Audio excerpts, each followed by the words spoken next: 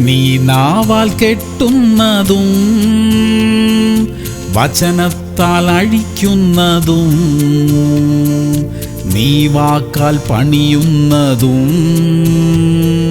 ദൈവം സൃഷ്ടിച്ചിടും.